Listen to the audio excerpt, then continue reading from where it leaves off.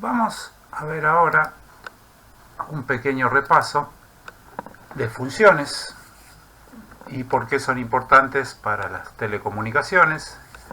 Vamos a recordar, acá tenemos dos gráficos que muestran una tensión eléctrica, un voltaje en función del tiempo, con dos funciones distintas. La primera es una función continua, donde todos los cambios de tensión son suaves y se van dando a lo largo del tiempo.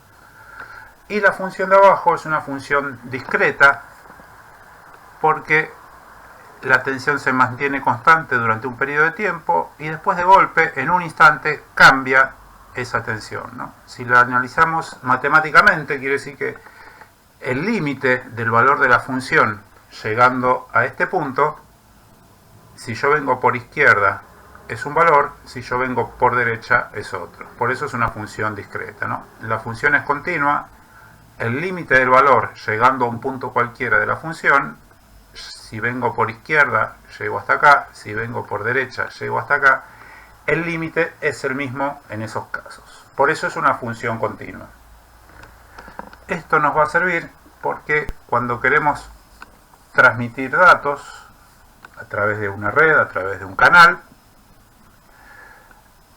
la mayoría de las funciones que se usan para transmitir suelen ser continuas, analógicas se llama ese tipo de funciones en electrónica, y los datos que queremos transmitir, si son datos digitales, por ejemplo, valores numéricos, van a estar codificados como datos binarios, que sean valores 1 o 0, entonces vamos a tener, si representamos el 0 con una tensión baja o nula y el 1 con una tensión más elevada, en función del tiempo, esa transmisión va a ser una función discreta, digamos, una función digital se llama. Entonces, nos van a interesar mucho cómo podemos relacionar estas funciones continuas o analógicas con las funciones discretas o digitales.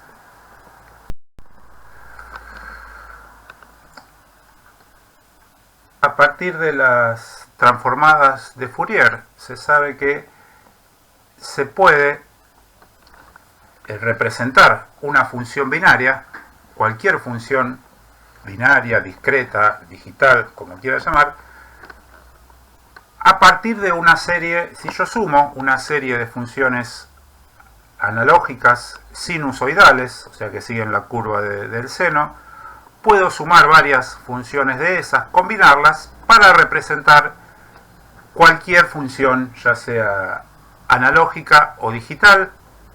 Si yo tengo una cantidad suficiente de funciones sinusoidales, voy a conseguir una representación muy similar a esta función discreta que tenemos acá en el punto superior.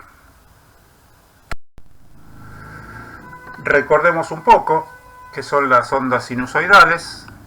Es el gráfico de la función seno en una circunferencia completa. El seno parte desde 0, en 90 grados o pi sobre 2 llega a un valor 1, empieza a bajar, cuando llega a 180 grados o pi vuelve a valor 0, sigue bajando el valor del seno de un ángulo hasta alcanzar menos 1 en 270 grados o 3 medios de pi, y sube hasta volver a 0 cuando se completa la circunferencia, ¿no? Cuando yo hago un ángulo de 360 grados o de 2 pi radianes, como se suele usar en electrónica, la función seno dio una vuelta completa y vuelve a retomar la circunferencia desde el inicio, generando una función continua con esta forma.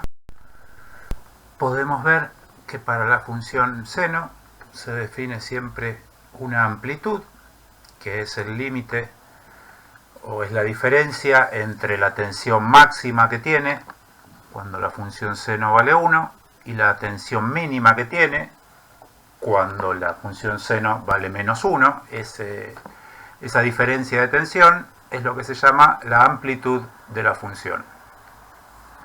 Tenemos también el período en el eje X, que es el tiempo, el plazo de tiempo que le lleva a la función dar una vuelta completa a la circunferencia y volver a comenzar con la segunda onda, digamos, ¿no? Este periodo se mide en segundos y se usa mucho también la función inversa del periodo, que es la frecuencia de una onda, que me indica cuántas veces por segundo, su unidad es 1 sobre segundo, o hertz, y cuántas veces por segundo da una vuelta completa esta función. Entonces, una onda que tiene una frecuencia de 500 Hz, por ejemplo, es porque da 500 vueltas por segundo esta función seno que le da origen a esa función.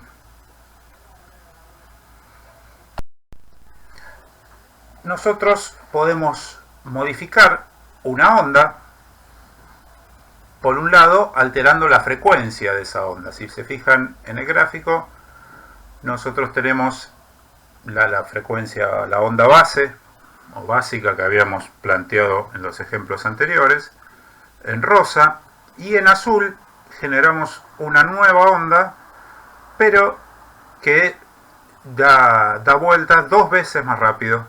Entonces, en el tiempo en el que a la función base le lleva dar una vuelta completa, la función azul dio una vuelta, 2 vueltas completas. O sea, la función azul tiene el doble de frecuencia que la función rosa.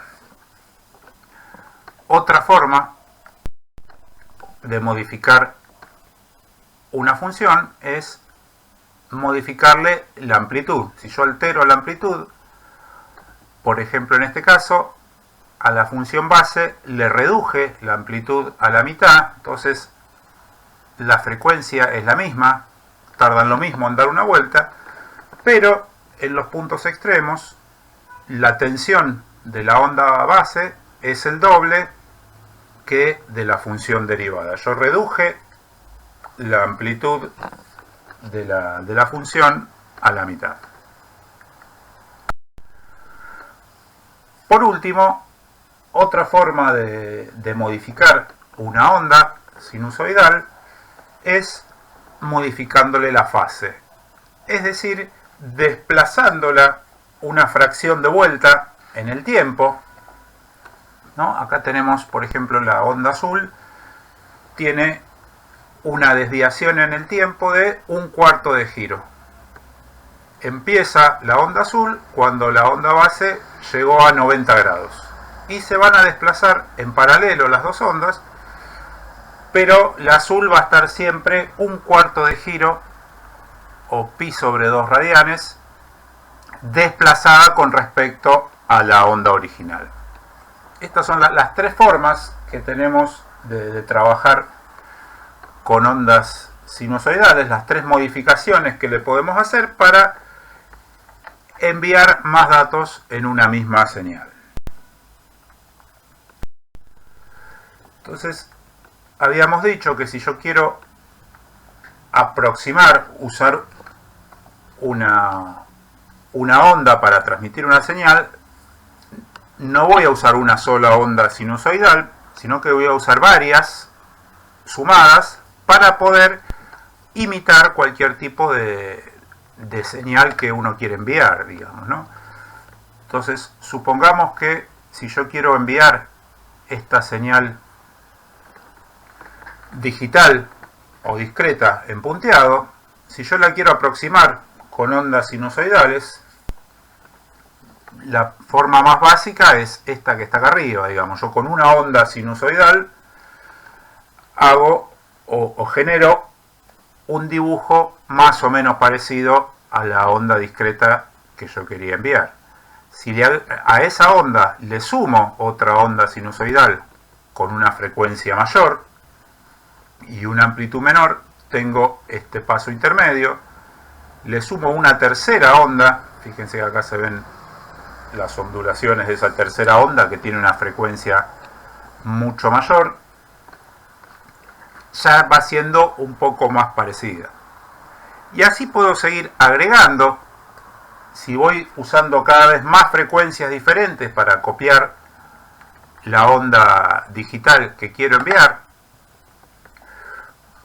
puedo terminar con una onda sinusoidal compuesta de varias sinusoidales básicas a las que le fui modificando la frecuencia y la amplitud de cada uno, generar una señal bastante parecida a la señal discreta que quiero enviar. Lo que yo necesito es después un receptor que pueda identificar que acá estoy generando más tensión, entonces interprete esto como un 1, por ejemplo, que interprete esto como varios ceros uno atrás del otro, que interprete acá otro 1, pero eso es factible de realizar. Entonces, cuanto más frecuencias puedo tener para generar esta señal, más parecida va a ser mi onda a la señal digital que quiero enviar. Hasta que si yo tengo infinitas frecuencias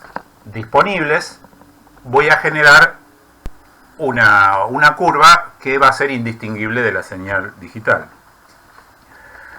Obviamente que yo, cuando quiero transmitir una señal por radio, por teléfono o como fuera, no tengo infinitas frecuencias disponibles porque el canal que voy a usar para transmitir está limitado.